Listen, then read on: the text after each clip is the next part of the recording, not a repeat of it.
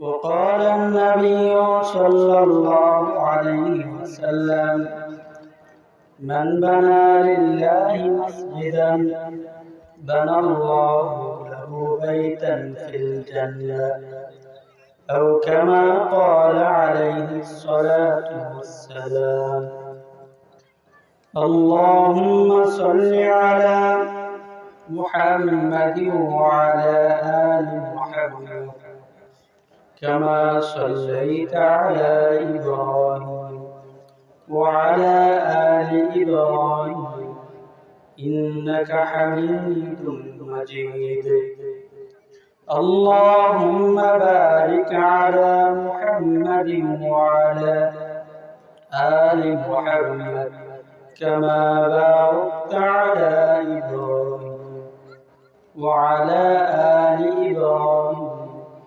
إنك حميد مجيد بلغ العلا بكماله كشف الدجى بجماله حسنت جميع خصاله صلوا عليه وآله আলহামদুলিল্লাহ আল্লাহ পাকের আলিশান শুকর যে মহান রব্বুল আলামিন আজকে এই মহতি মাহফিলে আসার বসার তৌফিক দান করছেন সেজন্য দিল থেকে কালিমাতুল শুকর আদায় করি সকলে একবার করি আলহামদুলিল্লাহ। মুহতারাম হাজিরিন, আমি আপনাদের সম্মুখে কালামে মাজিদ থেকে মশহুর এক আয়াতে কারিমা তিলাওয়াত করেছি। নবী আরবি সাল্লাল্লাহু আলাইহি ওয়াসাল্লামের অসংখ্য অগণিত হাদিসের ভান্ডার সমূহ থেকে ছোট্ট একখানি হাদিস শরীফ তিলাওয়াত করেছি। আল্লাহ পাক যেন তেলাওয়াতকৃত আয়াত এবং হাদিসকে সামনে রেখে কিছু উপকারী কথা বলার শোনার তৌফিক দান করে। আপনারা দোয়া করে বলুন আমিন। মুহতারাম হাজিরিন, আল্লাহ রাব্বুল আলামিন বনি আদমকে সৃষ্টি করার 2000 বছর পূর্বে, অর্থাৎ আদম আলাইহিস সালামকে সৃষ্টির 2000 বছর পূর্বে আল্লাহ পাক একটা ঘর বানিয়েছিলেন, যে ঘরের নাম হলো বাইতুল্লাহ। যে ঘরের নাম কি বলেন? আল্লাহর ঘর। বাইতুল্লাহ খানায়ে কাবা আছে কোথায় বলেন তো দেখি? কোথায় আছে? সৌদি আরব, মক্কাতে। এটা আল্লাহ পাক আদমের সৃষ্টির কত হাজার বছর আগে আল্লাহ পাক বানাইছেন বলেন তো দেখি? 2000 বছর পূর্বে। সেই ঘরের ব্যাপারে আল্লাহ পাক বলতেছেন ইন্না আওয়ালা বাইতিন উযিআ লিন-নাসি লাল্লাযী বিবাক্কাতা মুবারাকান ওয়া হুদাল লিল-আলামিন। যেটা বাক্কা শহরে আছে, মক্কা আছে, সর্বপ্রথম ঘর। এই ঘরটা আল্লাহ পাক কেন বানিয়েছেন? যে বনি আদম আসবে আর ইবাদত করবে, সেজন্য ইবাদতের জন্য আল্লাহ পাক এই ঘর বানাইছেন। মানুষকে আল্লাহ পাক কেন সৃষ্টি করছেন? শুধুমাত্র কেবলমাত্র আল্লাহ তাআলা ইবাদত গোলামি করার জন্য। আল্লাহ তাআলা বলেন ওয়ামা খালাকতুল জিন্না ওয়াল ইনসা ইল্লা লিয়াবুদুন। আল্লাহ তাআলা বলেন আমি মানুষ এবং জিন দুইটা জাতকে আমি সৃষ্টি করেছি। কেন সৃষ্টি করেছেন আল্লাহ? আল্লাহ তাআলা বলেন শুধুমাত্র কেবলমাত্র একমাত্র মালিকের দাসত্ব আর গোলামি করার জন্য। বলেন সুবহানাল্লাহ। আল্লাহর ইবাদত আর গোলামি আর দাসত্ব যেখানে করবে, সেই জায়গাটার নামই হলো মসজিদ বাইতুল্লাহ, আল্লাহর ঘর। বলেন সুবহানাল্লাহ। সেজন্য হাদিসে পাকে আছে আল্লাহর পয়গম্বর সাল্লাল্লাহু আলাইহি ওয়াসাল্লাম বলেন আল মসজিদু বাইতুল্লাহ, মসজিদ হলো আল্লাহর ঘর। মসজিদ কার ঘর বলেন আওয়াজ করে, আরো জোরে আওয়াজ করে বলেন কার ঘর? আল্লাহর ঘর। হাদিসে পাকে পয়গম্বর আরো বলেন قال النبي صلى الله عليه وسلم من بنى لله مسجدا بنى الله له بيتا في الجنة পয়গম্বর বলেন কেউ যদি দুনিয়ার মাটির উপরে শুধুমাত্র আল্লাহর জন্য একটা মসজিদ বানায় তো আল্লাহ পাক রব্বুল আলামিন পরপারে তার জন্য আখিরাতে আলিশান একটা বাড়ি বানাবে বলেন সুবহানাল্লাহ। আলিশান বাড়ি বানাবেন যদি কিনা মানুষ হায়াতে মসজিদ বানায়। এজন্য মুহতারাম মুআজ্জিন, সময় খুবই সংক্ষিপ্ত। আল্লাহ পাক এই পৃথিবীতে সর্বপ্রথম ফেরেশতাদের মাধ্যমে একটা ঘর বানাইলেন। সেই ঘরের নাম হলো বাইতুল্লাহ খানায়ে কাবা। আল্লাহর ঘর যেটা মক্কায় আছে। আদমকে যখন আল্লাহ পাক দুনিয়াতে আনলেন, আদমের মাধ্যমে আল্লাহ পাক এই খানায়ে কাবাকে দ্বিতীয়বার পুনর্নির্মাণ করলেন। হযরত আদম আলাইহিস সালাম এই খানায়ে কাবাকে দ্বিতীয়বার নির্মাণ করছেন। তৃতীয়বার এসে আদমেরই সন্তান হযরত শীস আলাইহিস সালাম খানায়ে কাবা পুনর্নির্মাণের কাজ করেন। চতুর্থবারের মাথায় এসে হযরত ইব্রাহিম খলিল আর হযরত ইসমাইল বাপ বেটা দুইজনে মিলে খানায়ে কাবার পুনর্নির্মাণ করেন। আল্লাহর পয়গম্বর হযরত আবু যর গিফারী রাদিয়াল্লাহু আনহু পয়গম্বরকে জিজ্ঞাসা করেন, নবী সরকার এই জমিনে সর্বপ্রথম ঘর কি, ঘরের নাম কি? আল্লাহর পয়গম্বর বলেন বাইতুল্লাহ খানায়ে কাবা। আবু যর আবার জিজ্ঞাসা করেন, সরকার দ্বিতীয় আল্লাহর ঘর, আল্লাহর মসজিদ কোনটি? পয়গম্বর বলেন দ্বিতীয় নম্বর মসজিদ হলো বাইতুল মুকাদ্দাস, মসজিদুল আকসা। বাইতুল মুকাদ্দাস এটা হলো পৃথিবীর দ্বিতীয় মসজিদ, যেটা খানায়ে কাবা নির্মাণের দীর্ঘ 40 বছর পরে হযরত আদম আলাইহিস সালাম উনি বানাইছেন। যে বাইতুল মুকাদ্দাস মসজিদুল আকসার কথা আল্লাহ তাআলা কালামে মাজিদে বলছেন। আল্লাহ পাক বলেন সুবহানাল্লাযী আসরা বিআবদি লাইলাম মিনাল মাসজিদিল হারাম ইলাল মাসজিদিল আকসা। মেরাজের রজনীতে আল্লাহ তাআলা পয়গম্বরকে মসজিদে হারাম থেকে মসজিদে আকসা পর্যন্ত নিয়ে গিয়েছিলেন, বলেন সুবহানাল্লাহ। পয়গম্বর মেরাজের রজনীতে মসজিদে হারাম থেকে উম্মে হানি বাসা থেকে আল্লাহ পাক মসজিদে আকসা পর্যন্ত পৌঁছেছিলেন। ওখানে পয়গম্বর নিজের বুরাকটাকে বেঁধে আরশে আজিম পর্যন্ত চলে গিয়েছিলেন, বলেন সুবহানাল্লাহ। এই মসজিদে আকসা আছে কোথায় মুহতারাম মুআজ্জিন? এটা আছে ফিলিস্তিন জেরুজালেমে। এই মসজিদে আকসার বাইতুল মাকদিসের বিশেষ তত্ত্ব হলো যে শেষ জামানায় যখন হযরত ঈসা আলাইহিস সালাম এই পৃথিবীতে আসবেন, তো আল্লাহ রাব্বুল আলামিন হযরত ঈসাকে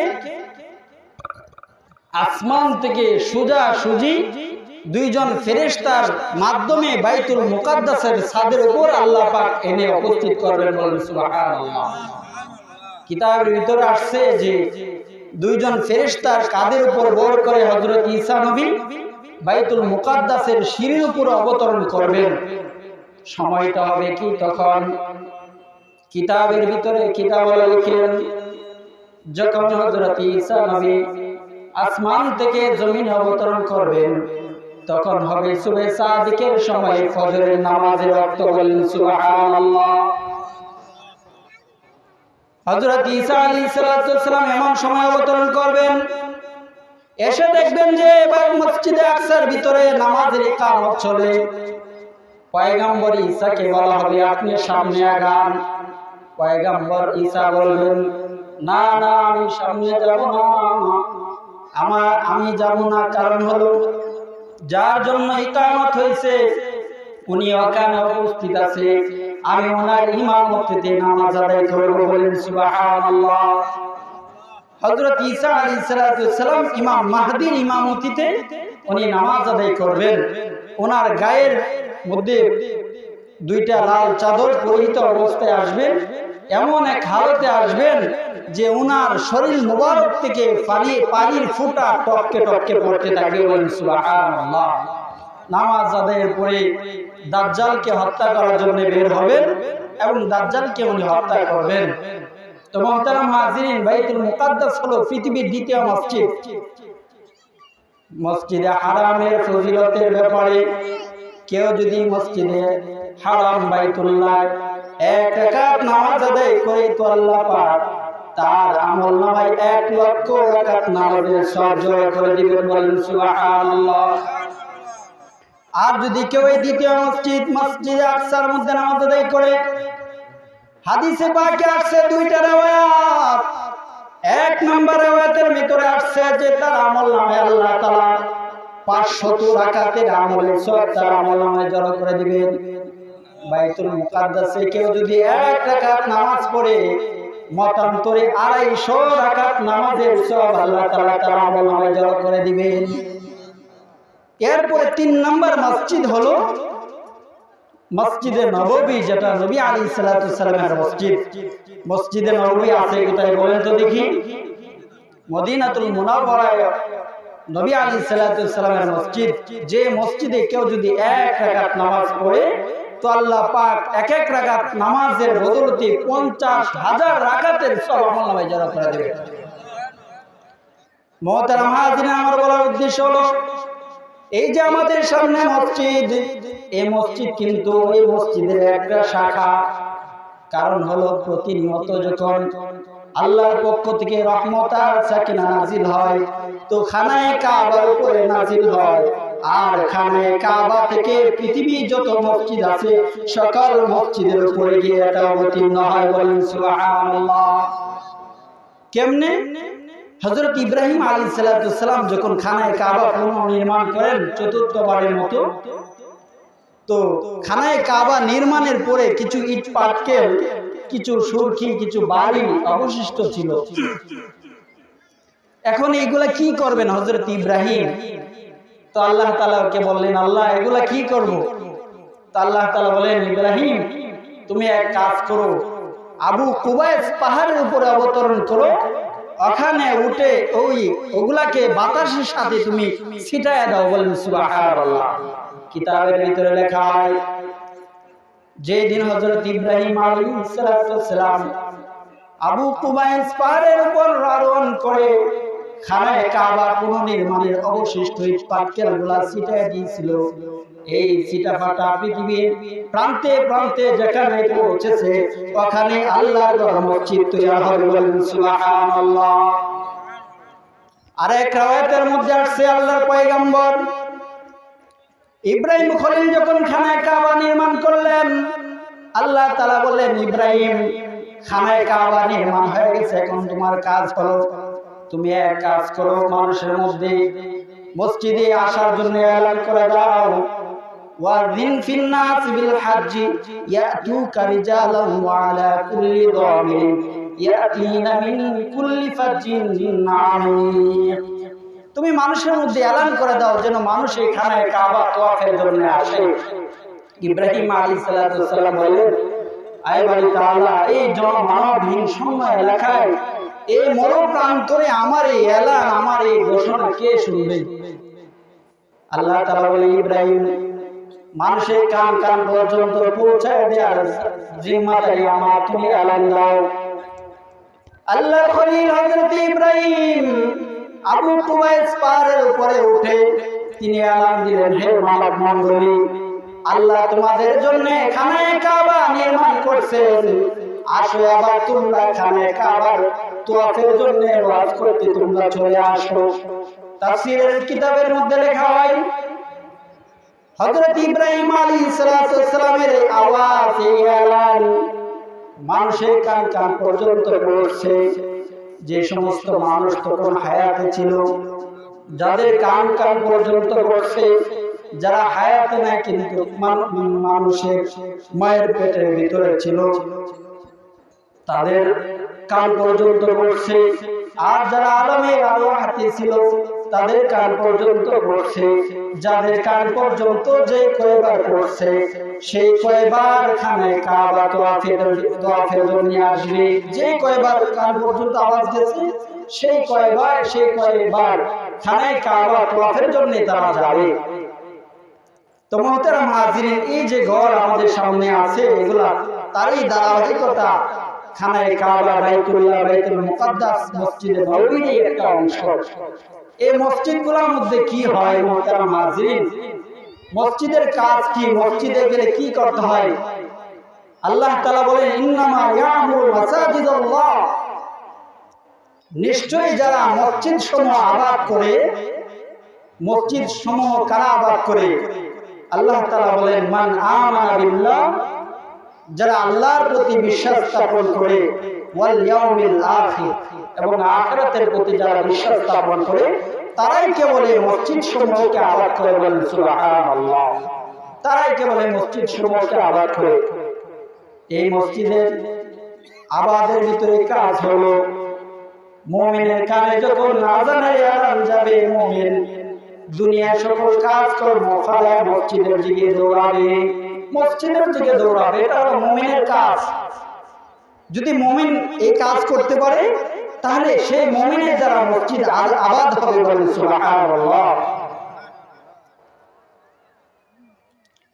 আযান হওয়ার পরে তো আমরা কি করি? অনেক সময় দেখা যায় দোকানপাটে বসে দেখি, গল্প গুজব করতে দেখি। আবার মসজিদে আসতে আসতে এমন সময় হয় যে প্রথম তাকবীরে উলা আমাদের ছুটে যায়।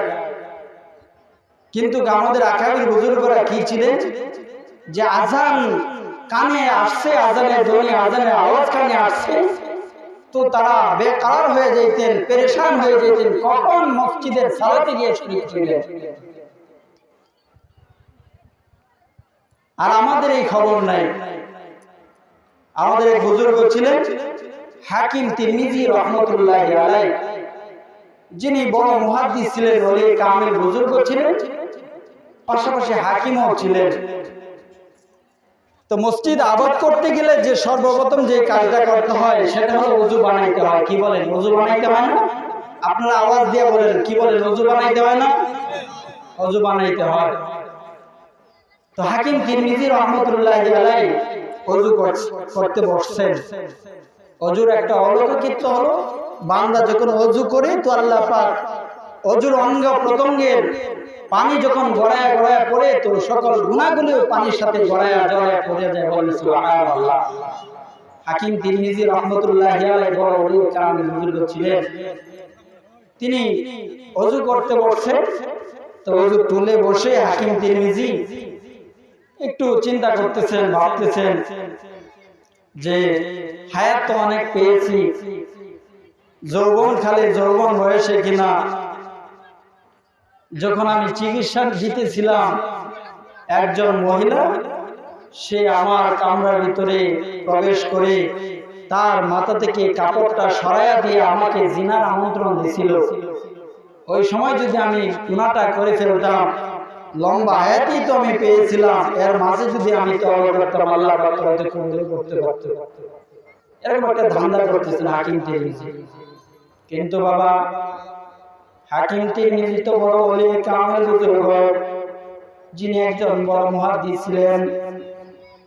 হাকিম তিরমিজি যখন এই টেনশন আর পেরেশানি করলেন, চিন্তা ভাবনাও করতেছেন, আর ওযুর অঙ্গগুলাও তিনি দৌত করতেছেন। এক পর্যায়ে যখন তিনি মাথা মাথায় করলেন, মাথা থেকে যত গুনাহের দান্দা ছিল সব গুনাহের দান্দা জলে পড়ে গেছে। বলেন সুবহানাল্লাহ, সব জলে পড়ছে। এখন হাকিম তিরমিজি রাহমাতুল্লাহি আলাইহি হুঁশ আসছে, আমি কি করলাম? এই বুড়া বয়সে, বৃদ্ধ বয়সেও কিনা আমি সেই যৌবনকালে গুনাহের কল্পনাটা করলাম। পেরেশান হয়ে গেলেন। পেরেশানি হয়ে হাকিম তিরমিজি রাহমাতুল্লাহি আলাইহি ওযুটা শেষ করলেন। ওযু শেষ করার পরে হাকিম তিরমিজি রাহমাতুল্লাহি আলাইহি মসজিদে চলে গেলেন। মসজিদে গিয়ে হাকিম তিরমিজি রোনাজারি আর কান্নাকাটি শুরু করছেন। আর আল্লাহ তাআলাকে ডেকে বলতেছেন, রব্বে কারীম, যৌবন বয়সে দিলের ভিতরে যতটা তাকওয়া ছিল, তাকওয়ার কারণে সুশ্রী সুন্দরী একজন যুবতী নারী নিরিবিলি একাকী একলা ঘরে আমাকে এসে জিনার আমন্ত্রণ আর নিমন্ত্রণ করেছিল, কিন্তু মালিক সেই দিন আমি গুনাহটা করি নাই। আজকে কিনা এই বুড়া বয়সে বৃদ্ধ হালতে হুজুর সময় আমি গুনাহের বান্দা করেছি, আল্লাহ তুমি আমাকে ক্ষমা করো। জোহরের থেকে আসর পর্যন্ত শুধু কেঁদেছেন। আসরের সময়ও হাকিম তিরমিজি মসজিদ থেকে বের হন না। আসরের পরে মাগরিব পর্যন্ত তিনি মসজিদের মধ্যে কেঁদেছেন আর রব্বে কারীমকে ডেকে বলেন, ওরে মালিক, মেহেরবানি করে তুমি আমাকে ক্ষমা করে দাও। মাগরিবের নামাজের পরেও হাকিম তিরমিজি মসজিদ থেকে বের হন না। মাগরিব থেকে এশা পর্যন্ত এই সময়টার ভিতরে হাকিম তিরমিজি মালিককে ডেকে ডেকে বলেন, আয় মালিক, দয়া করে মেহেরবানি করে আমাকে তুমি মাফ করে দাও। রব্বে কারীম, আমি ভুল করেছি, তুমি আমাকে ক্ষমা করে দাও। হাকিম তিরমিজি কান্নাকাটি করতেছেন, তন্দ্রাচ্ছন্ন হয়ে গেছেন, ঘুমের ঘরে স্বপ্ন দেখতেছেন। মদিনার মরদুল্লাহ জনাবে মুহাম্মদুর রাসূলুল্লাহ সাল্লাল্লাহু আলাইহি ওয়াসাল্লাম এসে উপস্থিত হয়ে গেছেন। বলেন সুবহানাল্লাহ, জোরে চিৎকার দিয়ে বলেন সুবহানাল্লাহ। আল্লাহর পয়গম্বর হাকিম তিরমিজির কাছে এসে বলে, কিরে হাকিম, এত পেরেশান কেন তুমি হয়েছো? কি হয়েছে তোমার, বলো বলো। হাকিম তিরমিজি বলে, সরকার, যৌবন বয়সে গুনাহ করি নাই, কিন্তু বৃদ্ধ বয়সে সে গুনাহের কল্পনা করছি। আয় আল্লাহ, আল্লাহর কাছে আমি ক্ষমা চাইছি, জানি না আল্লাহ আমাকে ক্ষমা করবেন কিনা, এই জন্য পেরেশান। আল্লাহর পয়গম্বর বলেন, হাকিম, যদি কোনো বান্দা গুনাহ করার পরে এতটুকু অনুশোচনা আর অনুভূতি তার ভিতরে কাজ করে, তো আসমানের মালিক আল্লাহ তাআলা তাকে সাথে সাথে ক্ষমা করে দেন। বলেন সুবহানাল্লাহ। আল্লাহ ক্ষমা করে দেন, তোমার টেনশন করতে হবে না, পেরেশানি করতে হবে না। তো মুহতারাম হাজিরিন, ওযু করতে আসলে, ওযু করলে গুনাহ ঝরে পড়ে। মসজিদ যখন আমি আবাদ করতে যাব, সর্বপ্রথম আমাকে আপনাকে ওযু বানাইতে হবে, এরপরে মসজিদের ভিতরে প্রবেশ করতে হবে। মসজিদের কিছু আদব আছে, সে আদবগুলোর প্রতি খেয়াল করে মসজিদের ভিতরে যেতে হবে। মসজিদে ঢোকারও 5টা আদব আছে, আপনারা সবাই জানেন, মুযাকারা করি আপনাদের সাথে। যখন মসজিদের ভিতরে প্রবেশ করব, তখন প্রথমে দুরূদ শরীফ পড়তে হবে, বিসমিল্লাহ পড়তে হবে, দুরূদ শরীফ পড়তে হবে, তারপরে দোয়া পড়তে হবে, বিসমিল্লাহি ওয়া সালাতু ওয়া সালামু আলা রাসূলিল্লাহ, আল্লাহুম্মা আফতাহলি আবওয়াবা, বলেন রাহমাতি। কোন পায়ে? বাম পায়ে প্রবেশ করব না ডান পায়ে? সকলে বলেন কোন পায়ে? আওয়াজ করে বলেন কোন পায়ে? ডান পা দিয়ে প্রবেশ করতে হয়। এরপরে নফল ইতিকাফের নিয়ত করতে হয়। হাদিসে পাকে আসছে, কেউ যদি এরকম সুন্নাত আদায় করে মসজিদের ভিতরে প্রবেশ করে, সে নামাজ আদায় করলে তার আমলনামায় আল্লাহ তাআলা সওয়াব উঠায় দিবেন। কিন্তু সুন্নত তরিকায় কেউ মসজিদে প্রবেশ করছে, সে এখন মসজিদে গিয়ে নামাজ পড়ে না, বসে রয়েছে। হাদিসে পাকে আছে, কেউ যদি ইন্তিজারে সলা, নামাজের অপেক্ষায় সে যদি চুপচাপ বসে থাকে নামাজের জন্য, তো আল্লাহ তাআলা কবুল নামাজের চাইতে দামি সব তার আমলনামায় উঠায় দিবেন। বলেন সুবহানাল্লাহ। দামি আমলনামায়, দামি আমল তার আমলনামায় আল্লাহ তাআলা উঠায় দিবেন। আর যদি কেউ মসজিদে প্রবেশ করার পরে গল্প গুজব করে, কথাবার্তা বলে, তো আল্লাহর ফেরেশতা তাকে অভিশাপ দিতে থাকে। কি দিতে থাকে বলেন? অভিশাপ। যখন মুমিন প্রথম কথা বলে, তখন ফেরেশতা বলে যে ইয়া আব্দুল্লাহ, ইয়া ওলি আল্লাহ উসকুত, বলে হে আল্লাহর ওলি তুমি চুপ থাকো। যখন আবার দ্বিতীয়বার কথা বলে, তখন বলে ইয়া আব্দুল্লাহ উসকুত, হে আল্লাহর বান্দা চুপ থাকো।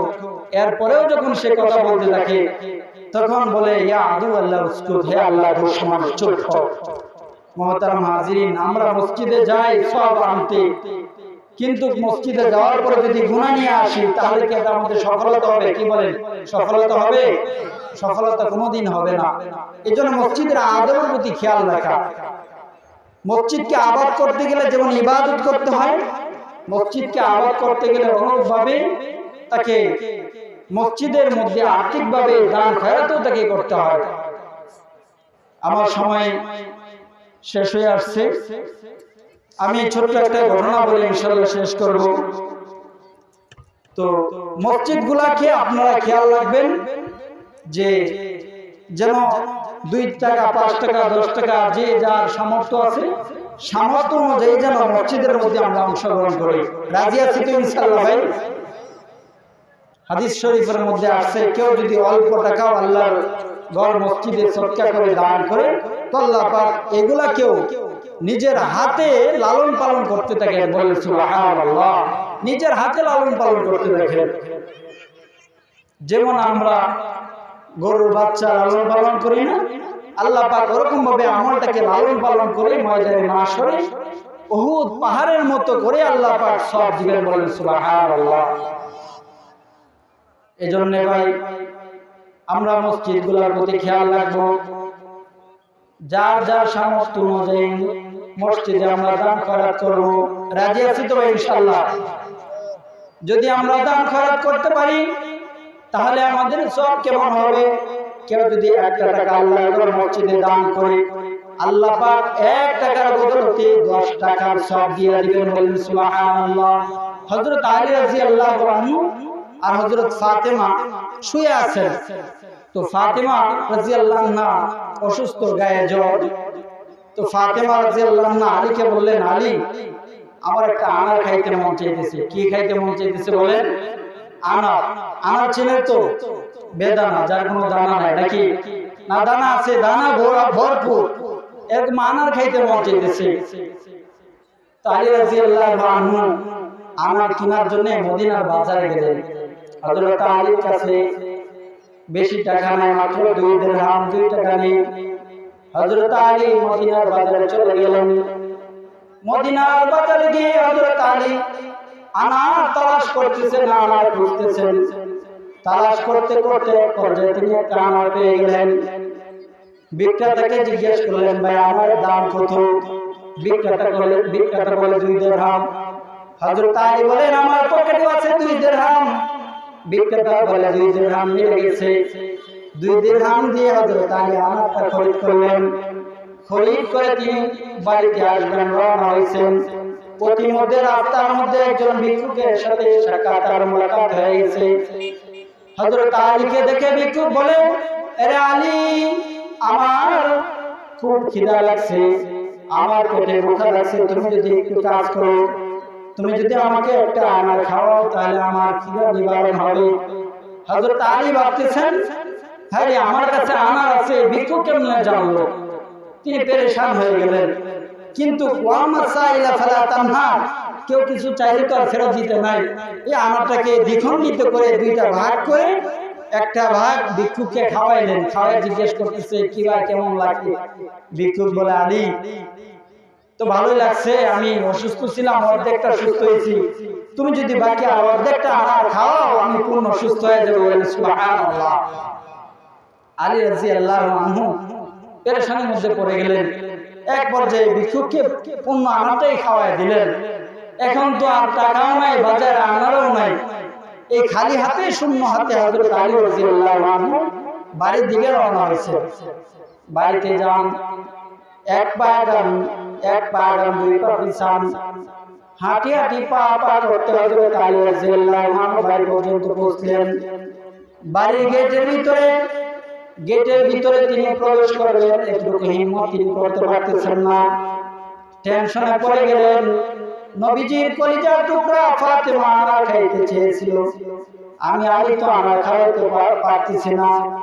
পেরেশান হয়ে তিনি গেটের মধ্যে দাঁড়ায় আছেন। পর্দার আড়াল থেকে হযরত ফাতেমা বলেন, ও আমার প্রাণের স্বামী আলী, আপনি কেন গেটের মধ্যে দাঁড়িয়ে আছেন? আপনি ঘরের ভিতরে প্রবেশ করেন।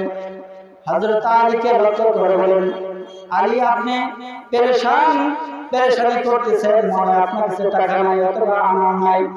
আলী বলেন, আরে ফাতেমা, আমার কাছে 2 দিরহাম ছিল, 2 দিরহাম দিয়ে আমি একটা আনা খরিদ করে নিয়ে আসছিলাম, কিন্তু প্রতিমধ্যে ভিক্ষুককে খাওয়া দিয়ে আসছি, এজন্য খালি হাতে শূন্য হাতে তোমার দরবারে এসে হাজির, আমি কিছু আনতে পারিনি।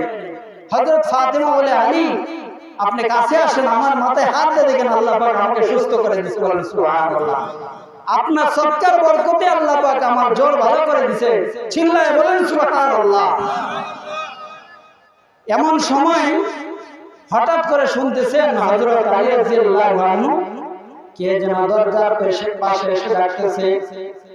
দরজার কাছে এসে বলে, ইয়া আলী ইফতাহিল বাব, ইয়া আলী, ঘরের ভিতরে আছো আলী, তুমি দরজাটা খুলো।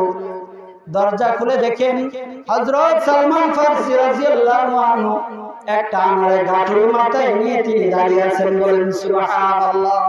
বিশাল বড় গাঁঠুরি আনারে গাঁঠুরি মাথায় করে উনি দাঁড়িয়ে আছেন। আলী রাদিয়াল্লাহু আনহু জিজ্ঞেস করলেন, এর মধ্যে কি? বললেন যে আনার।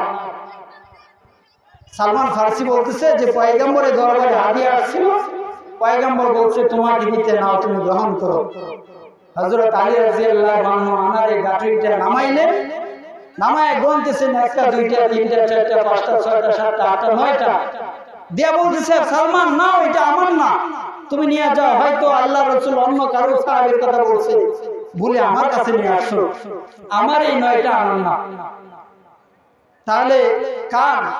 বলতেছে আল্লাহ রাসূল যদি আমার কাছে পাঠায় দেখেন আর আল্লাহ যদি আমার সদকা কবুল করে দেখেন, তাহলে আমার জন্য 10টা আনার হবে। সুবহানাল্লাহ। এই কথাটা বলতেই খুব গভীর মনোযোগ দিয়ে শুনেন বাবা। এই কথাটা বলা মাত্রই হযরত সালমান ফারসি রাদিয়াল্লাহু আনহু পিছন দিক থেকে লুকায় রাখা একটা আনার বের করে দিয়ে বললেন, হে আলী, আল্লাহ পাক তোমার সদকা কবুল করছে। পয়গম্বরের দরবারে 10টা আনারে আসছিল, পয়গম্বর তোমার কাছে দিয়ে দিতে বলছে, আমি পরীক্ষা করার জন্য একটা আনার লুকায় রাখছিলাম না আলী, আল্লাহ পাক তোমার সদকা কবুল করছেন, 10টাই গ্রহণ করো। এজন্য মুহতারাম হাজিরিন, আমাদের কাছে যখনই আমরা এই আওয়াজ শুনতে পাবো যে 2 4 5 টাকা 10 টাকা আল্লাহর